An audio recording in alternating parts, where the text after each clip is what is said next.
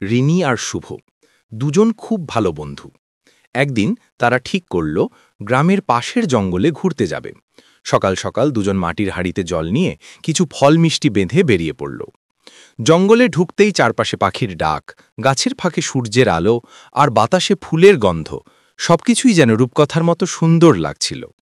রিনি বলল, দেখো শুম্ভ, ওই প্রজাপতিটা কত সুন্দর। শুভ হেসে বলল, তুমি চাইলে আমি ধরব তোমার জন্য। ওরা হাঁটতে হাঁটতে একটা ছোট ঝর্ণার পাশে পৌঁছাল।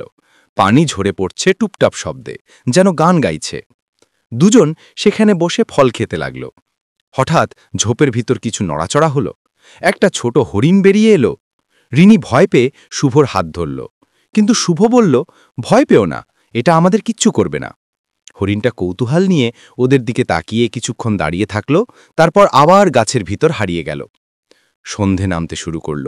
আকাশে লাল আলো ছড়িয়ে পড়েছে।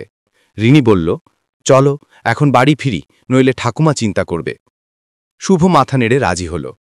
বাড়ি ফেরার পথে দুজনের মুখে হাসি।